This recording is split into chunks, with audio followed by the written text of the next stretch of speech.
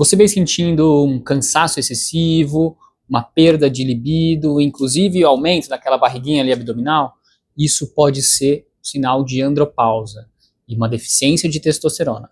Isso nada mais é quando o nosso corpo não dá mais conta de produzir testosterona. Será que tem tratamento para isso? No vídeo de hoje a gente vai falar dos tratamentos para andropausa, para essa deficiência de testosterona. Eu sou o Dr. Luiz Novaes, médico focado na saúde do homem, com formação em urologia e andrologia. Antes de começar o vídeo, não esquece de deixar a sua curtida e também já se inscreva no canal. Para a gente começar, então, vamos entender o que é andropausa.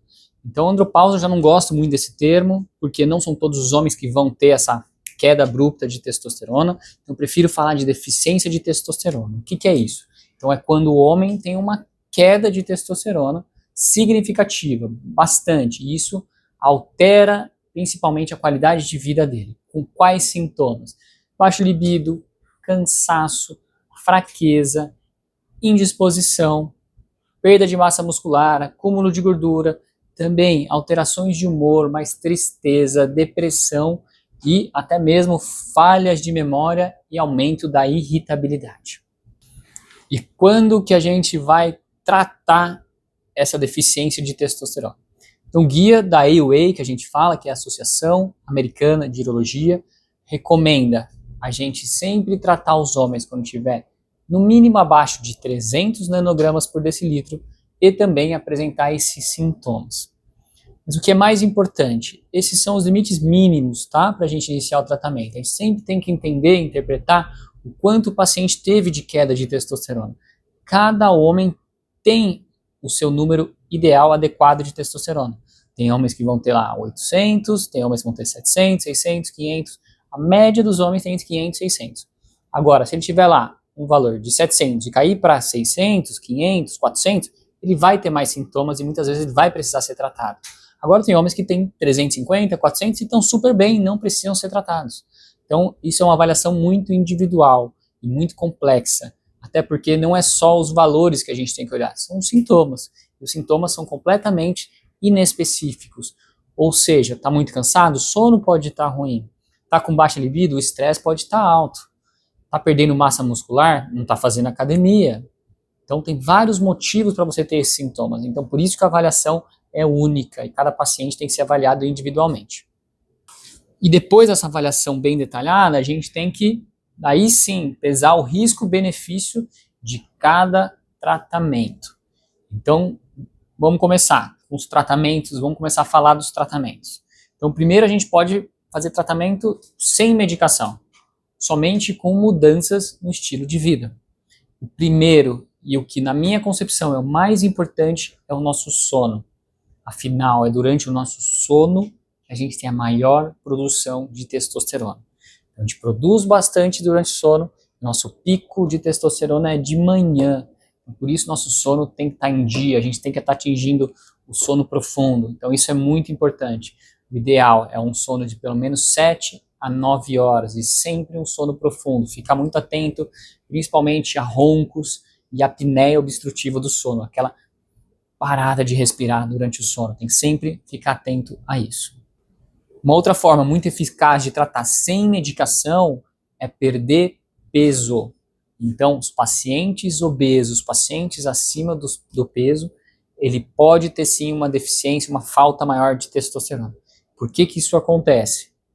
Então, a nossa testosterona, uma parte dela vai virar estrogênio, que é o hormônio feminino. E isso acontece principalmente no tecido gorduroso. Então, quanto mais gordura a gente tem, mais isso vai acontecer. Ou seja, quanto mais gordura a gente tem, mais testosterona vai virar estrogênio. Então, mais a gente está perdendo essa testosterona para virar o estrogênio. E daí sim pode diminuir a nossa testosterona. Emagrecendo, aumentando massa muscular, diminuindo o tecido de gordura, sim a gente consegue melhorar esses valores de testosterona, principalmente os pacientes acima do peso e pacientes obesos. E outra parte fundamental, complementando isso, é a atividade física. Porque com a atividade física a gente vai ganhar mais massa muscular, vai reduzir gordura, vai aumentar nosso déficit calórico, que é mais importante para a gente emagrecer e perder peso. O que mais? A atividade física diminui nosso estresse, diminui a nossa ansiedade, melhora o nosso sono, que foi o que eu falei, que é o pilar, os principais pilares de mudança de estilo de vida para ter uma testosterona melhor. Então, a atividade física vai atuar dessa maneira. E ainda seguindo nessa linha de sono, emagrecimento, atividade física, óbvio que a gente tem que falar de alimentação, porque isso vai complementar tudo isso. Então, a gente tem que ter uma alimentação boa para fazer um déficit calórico, para ingerir menos calorias do que a gente precisa, do que a gente consome. Então, sempre uma dieta rica em mais proteínas, evitar carboidratos, principalmente carboidratos refinados, uma dieta com bastante fruta, verdura, legumes, então isso aumentar as vitaminas, principalmente zinco, magnésio. Então é muito importante a gente também ter uma boa alimentação. E ainda seguindo nessa mudança de estilo de vida, redução de estresse. Então, o estresse, que basicamente hoje é impossível a gente tirar, né? Todo mundo nessa rotina que a gente vive, de vida corrida, a gente tem um nível de estresse aumentado. Só que o excesso desse estresse vai fazer o quê? Aumentar um hormônio que a gente fala que é o cortisol. O cortisol faz o quê? Ele prejudica a produção de testosterona. Então, se a gente reduzir o estresse, a gente consegue melhorar. Como reduz o estresse? A gente primeiro precisa entender o que está te causando esse estresse. Então, são muitos problemas que você consegue contornar, problemas que você precisa realmente se preocupar, ou você está se preocupando com coisa que não precisa de fato. Então, a gente sempre tentar se preocupar com o que realmente a gente vai conseguir mudar. Se tem coisa que está acontecendo e você não vai conseguir mudar, para que vai ficar estressado com isso? Aí a gente entra em atividade física, meditações, o sono também está em dia, tudo isso ajuda a gente a diminuir a carga de estresse. E por último, para falar desse estilo de vida, é a gente ter bons hábitos com relação ao uso de álcool e tabagismo. Então, isso pode piorar, né? Então, o álcool vai atrapalhar, principalmente quem bebe à noite para sair, né, que é o mais comum, vai danificar totalmente o seu sono. Então, você não vai ter um sono bom. O que eu já falei? Se você não tem um sono bom, você não produz uma testosterona adequada. Tá? Essa é uma das coisas que o álcool pode fazer. Tabagismo também vai danificar todo o seu corpo, como se fosse uma doença crônica. A doença vai danificando seus vasos sanguíneos, pode danificar o testículo, inclusive a produção de testosterona. Então, o álcool, o tabagismo, quanto mais você reduzir, melhor. Agora, então, vamos falar dos tratamentos medicamentosos, das medicações que a gente tem disponível para aumentar o nível de testosterona. Então, uma das medicações que a gente pode começar, vai depender de cada caso, mas existe a possibilidade de estimular o nosso próprio corpo a produzir mais testosterona. Então, uma delas é o clomifeno. O clomifeno, o que basicamente ele faz? Ele lá modula o receptor de estrogênio lá no nosso cérebro e faz a gente aumentar dois sinais, o LH e o FSH. Então, o LH estimula mais a produção de testosterona lá nas células de Leydig no testículo e o FSH vai estimular a produção de mais espermatozoides. Então, é assim que atua essa medicação. Ele engana o receptor falando que tem estrogênio insuficiente e logo manda mais esse sinal para produzir mais testosterona e produzir mais estrogênio. É assim que ela funciona. Uma medicação desenvolvida para uso em mulheres para melhorar a ovulação. Mas nos homens também viram que tinha melhorava também a testosterona.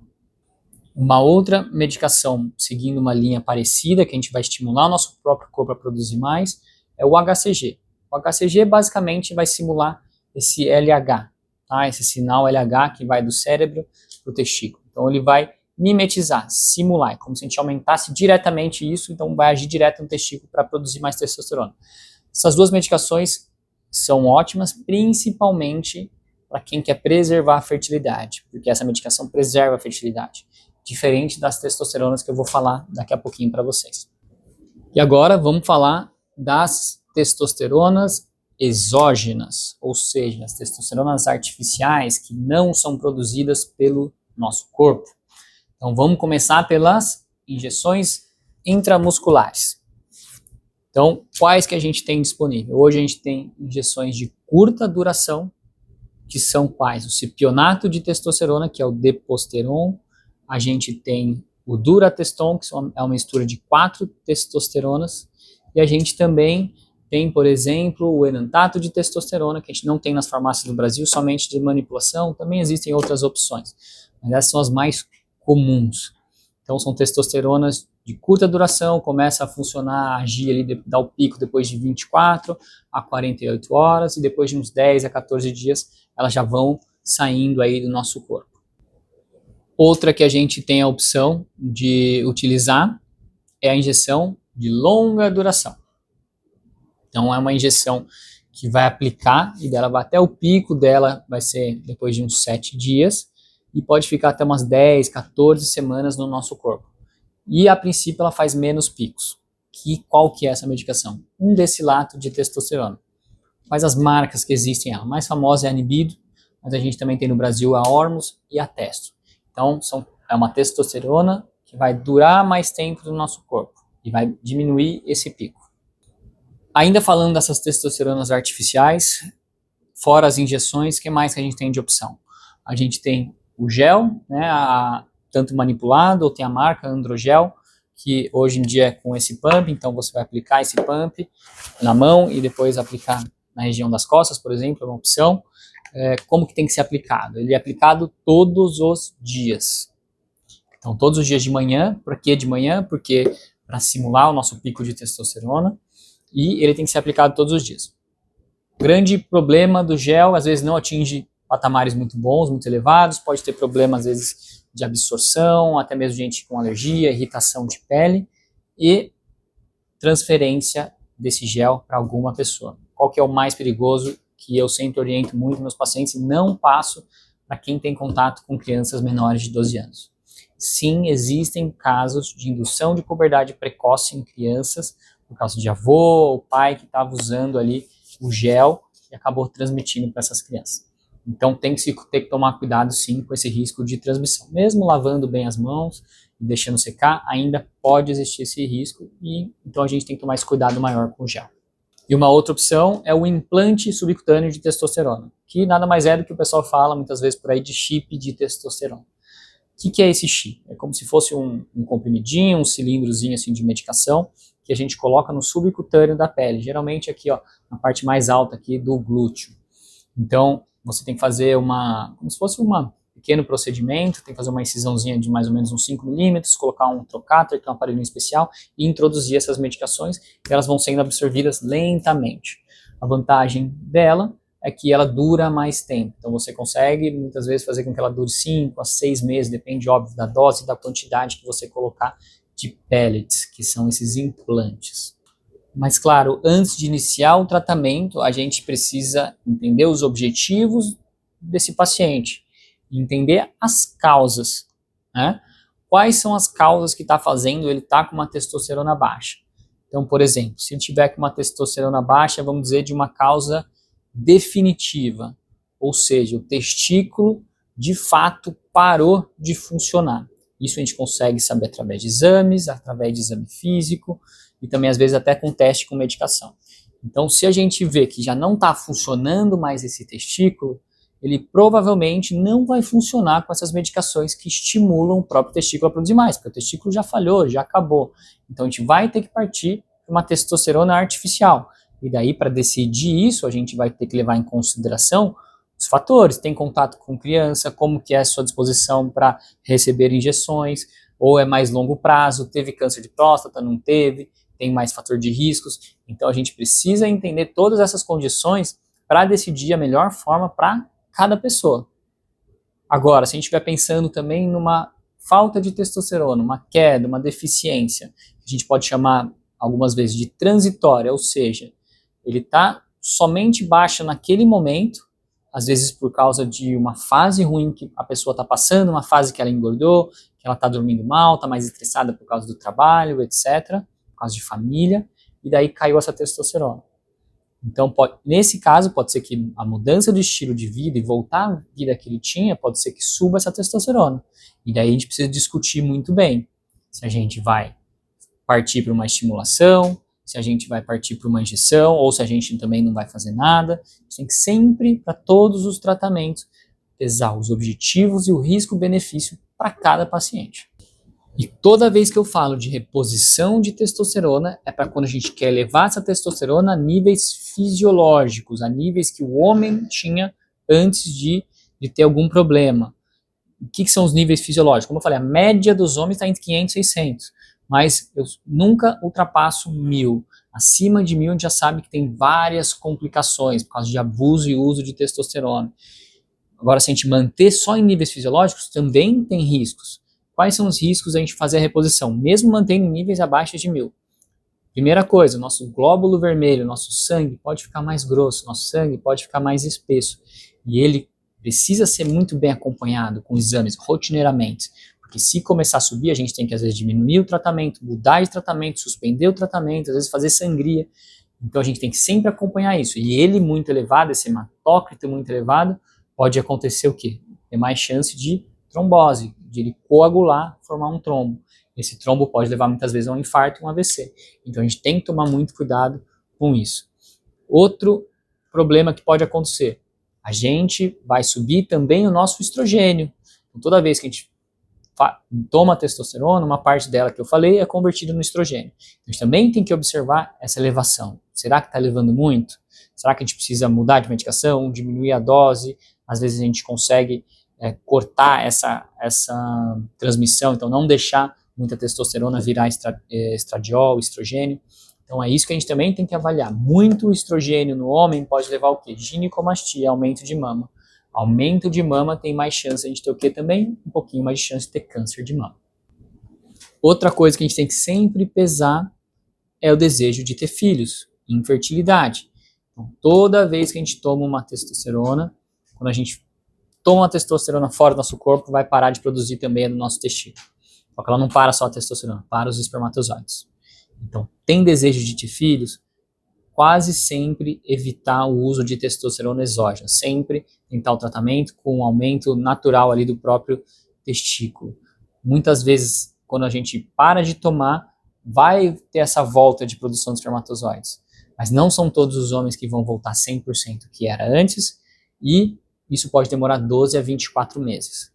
Da mesma forma que a produção de espermatozoide pode demorar, se um dia a gente também começar a tomar uma testosterona artificial e parar ela, nosso corpo pode até voltar a produzir, mas também pode demorar e às vezes não voltar a patamares que eram anteriores. Então, mais uma vez, por isso que é uma decisão muito importante e esse risco-benefício para cada um tem que ser pesado. E para a gente finalizar então o vídeo, um resumo breve, a andropausa, a deficiência de testosterona tem sim tratamento. Mas como eu falei, cada homem é único. A gente precisa avaliar muito bem para decidir o melhor tratamento. Então, se você estiver sentindo cansaço, fraqueza, indisposição, perda de libido, a potência mais baixa, procure alguém especializado nisso, que já está habituado rotineiramente a fazer esse tipo de tratamento, porque tem sim solução e tem tratamento. Esse foi o vídeo de hoje, espero que vocês tenham gostado. Não se esqueçam de se inscrever no canal, compartilhar com alguém que precisa saber essas informações. Se você quiser saber mais sobre a saúde do homem, me segue nas redes vizinhas e se tiver algum comentário, só deixar aqui embaixo.